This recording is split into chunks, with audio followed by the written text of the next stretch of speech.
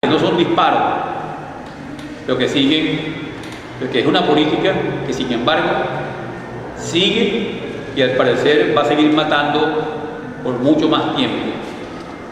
¿Por qué?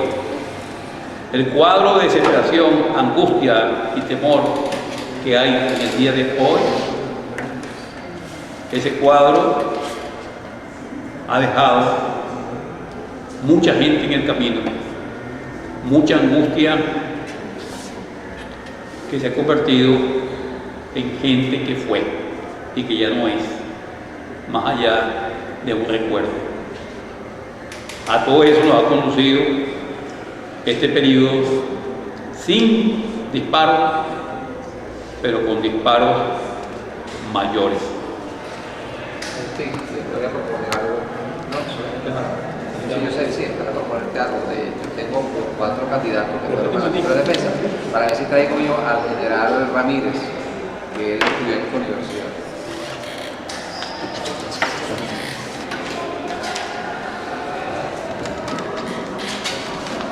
Buenas noches. Profesor Agustín, un comentario en referencia a la interesante ponencia. En base a lo que dijo el profesor Gómez, esa sinopsis, mi planteamiento básicamente es hacia lo que está ocurriendo en el presente. Hay como un proceso de, aunque históricamente el término no es correcto, pero hay como un ciclo en que se repite algunos episodios. Usted habla de, por supuesto, entendemos el trasfondo de esto de las 4 independencias, la llegada de la federación, pero qué tipo de federación, el arreglo que existía previamente entre el mariscal Falcón y el general Guzmán, ambos con títulos militares no obtenidos en batalla, versus la posición de Zamora. Entonces uno se retrotrae al presente y bueno, y ve como los episodios de arreglo entre ellos allí para que hubiera cambios en el ámbito político. Es decir, si era necesario sacrificar a alguien, pues había que hacerlo, como el caso de Miranda del Presidente. Pero en el presente, cuando la MUSE relanza, una cosa curiosa es que lanza aquellas elecciones primarias donde oferta cupos para todo aquel que quisiera ser candidato. Pero habría que pagar una tarifa de $1 millón de bolívares, en la cual se fluye a Pablo Medina y el otro candidato más, pero no tenía el capital suficiente para competir. Posteriormente viene un proceso electoral con unos resultados un poco extraños, pero al fin y al cabo, después de un largo periodo de horas, termina reconociéndose el triunfo oficial. Por supuesto, en todos estos casos aparece la figura emblemática de Relevo. Y luego muere el caudillo. Y cuando muere el caudillo, entonces sí emerge la figura opositora desconociendo el resultado electoral. Porque quizás la muerte del caudillo da como un poquito más de fuerza. Se convoca a una concentración para marchar al CNI y reclamar los derechos. La gente está dispuesta a hacerlo. Pero nuevamente aparece una mano invisible de la regla. No se hace la marcha, se suspenden las movilizaciones, quédense en su casa y toque la casa. Siguen transcurriendo las horas, los días, y ahora emerge la discusión en el tapete de si era oportuno o no convocar a la gente para una marcha que posiblemente terminaría en una masacre. empieza aquella discusión epistemológica entre ellos sobre el resultado de la paz. Entonces digo todo esto porque ya tenemos cerca las elecciones de alcaldes y gobernadores, y como que está resolviendo el problema de las movilizaciones, conviene activar a la población votante, porque ya evidentemente la gente no quiere votar, porque ya sabe de antemano que todo es una regla de un rechazo. Entonces no hay como una constante histórica de arreglo y desarreglo detrás de la cortina, porque la voz del actual opositor, en el caso de la U, pues convoca en todos estos episodios que acabo de mencionar, no con una exactitud histórica, pero se convoca al pueblo a derrocar a un gobierno legítimo, y estamos dispuestos a ir hasta el final y ahí se detiene todo, y nuevamente viene la regla, y nuevamente se repite posiblemente episodios, recalco esto de que la historia no se repite, pero un poco, por utilizar una frase, se repite algo así como lo ocurrido en el acuerdo de Coche, la muerte misteriosa de Zamora, los arreglos detrás de bastidores, en el caso, o en los casos que posiblemente pudo haber entre Gómez y algunos que estaban presos en la rotunda para que salieran del país, siempre hay ese episodio. Entonces, ese es el planteamiento, profesor. Sí, en realidad creo que lo importante es tener conciencia de que lo prevaleciente aquí es lo que podemos llamar la continuación de la historia del acuerdo y negociaciones. Ciertamente, no es Coche.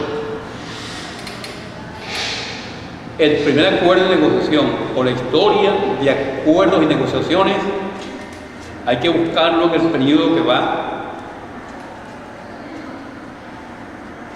a culminar el 19 de abril de 1810. Ya este es un acuerdo de negociación que tiene, como diría Rómulo Betancourt, su coletazo en otro acuerdo de negociación, que es el 5 de julio de 1811. ¿Qué se está acordando? Se está acordando el mantenimiento del poder del blanquismo, de los blancos criollos. Es la independencia de los independientes. Ellos tenían que cuidarse de los otros. Y se cuidan desde allí, desde el acuerdo de negociación del 11, del 10 y el 11. Amigos míos, si esto no se entiende, no comenzamos por entender ese acuerdo de negociación, no vamos a entender los sucesivos. El de Valencia, la Convención de Valencia, es un acuerdo de negociación. Y así como tú controlas los votos en el 99 para la constituyente, así controlaban los votos en el año la constituyente de Valencia, para mantener el poder de los mismos blancos criollos, chicos. Y ese poder de los blancos criollos no se ha roto. Por ello mantenemos la idea de la continuidad histórica y no de la ruptura histórica, como quieren algunos, que quieren hablar de la ruptura. ¿Cuál ruptura histórica? ¿Cuál ruptura histórica?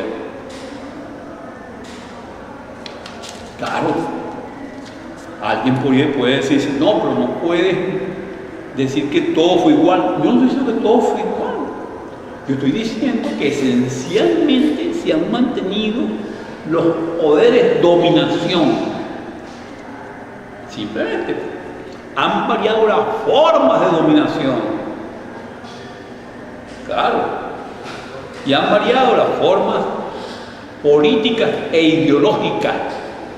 Pero cultura histórica como tal, aquí no conocemos.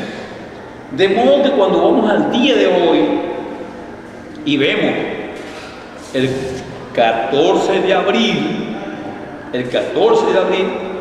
lo que subyace en el 14 de abril, en la actuación del 14 de abril subyace un contenido de acuerdo de negociación. El dirigente en la mañana se equivoca y se va de emociones. Dice, vamos a tocar las cacerolas con una rechera, vamos a heredar la rechera. Pero eso fue en la mañana, eso fue a las 11:30. A las 7 de la noche estaba en globo diciendo, señores, por favor, regresen a sus casas, esperen orden para tocar las cacerolas. Yo creo en la paz, en el entendimiento, la concordia, y para ustedes contar. Y hasta el día de hoy, en el día de hoy se cumplen 3 meses de ese llamado. Y yo decía hoy por Twitter que 3 meses después no sabemos dónde anda la rechera. La rechera como que se terminó. O por lo menos no se ve por ninguna parte. En absoluto. ¿Qué es lo que se ve? Una necesidad de buscar un acuerdo de negociación que se llama diálogo. Por aquello de que si no tengo fuerzas para enfrentar lo existente, busco diálogo. Esa es una palabra mandada a hacer para los acuerdos de negociaciones que han caracterizado el curso de esta historia. Eso es lo que voy a comenzar. Yo tengo una pregunta, profesor.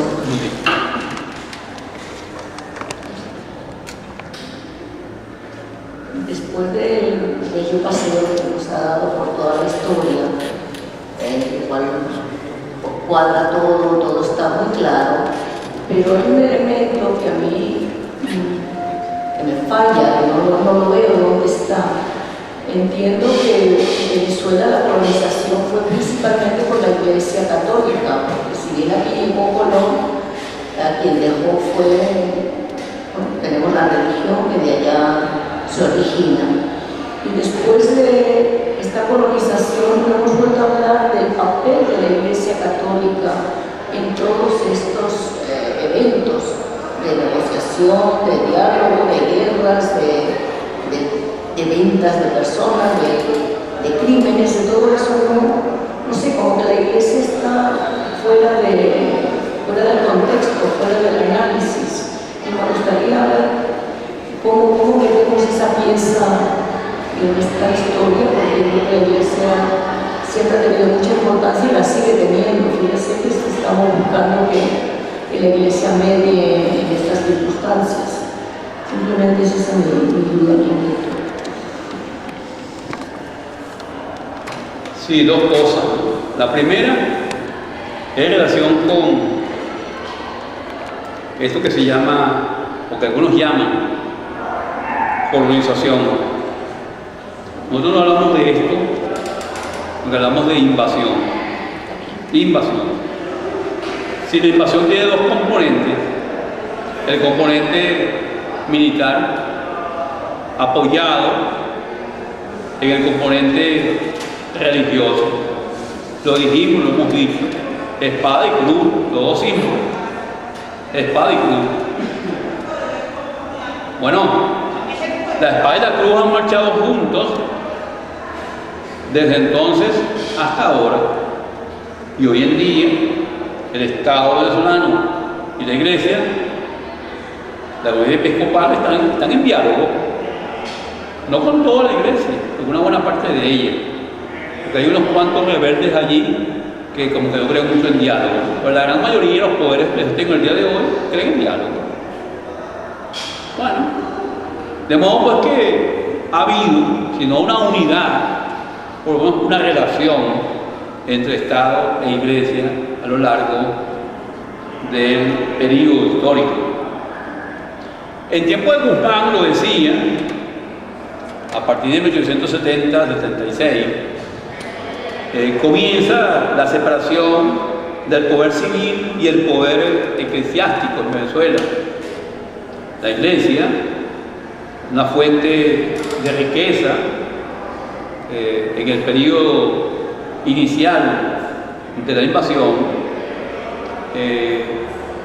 que además tuvo poderes en el orden civil. Bueno, con Guzmán recibe los primeros momentos de confrontación. Guzmán ataca el poder eclesiástico. Hubo grandes conflictos con la Iglesia en este periodo. Posteriormente, estos conflictos van a disminuir y ya 50 años después, 60 años después, estos habían cogido de nuevo el cauce normal. En el periodo democrático, así llamado, del 58 en adelante, ha habido una mejor relación Iglesia-Estado venezolano, con algunos altibajos.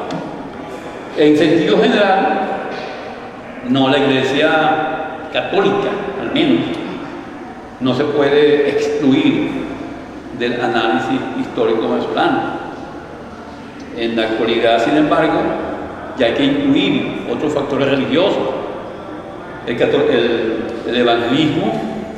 El evangelismo ha avanzado mucho en Venezuela y en Latinoamérica. Hay un movimiento evangélico fuerte hoy en Venezuela y también ligado a corrientes políticas. Y una corriente religiosa, pero muy metida en la política venezolana, es la masónica. Los masones están metidos en nuestra política desde la llamada independencia. Y un masón, por ejemplo, Picornel, que está al lado del masón Francisco Miranda. Esto es una corriente que ha tenido una larga vida en Venezuela. Y es larguísima la lista de masones metidos en el mundo político y en el mundo militar. En síntesis, en el periodo histórico venezolano, la Iglesia ha tenido un papel destacado. Por cierto, no siempre a favor de la dictadura, porque eso sería un error.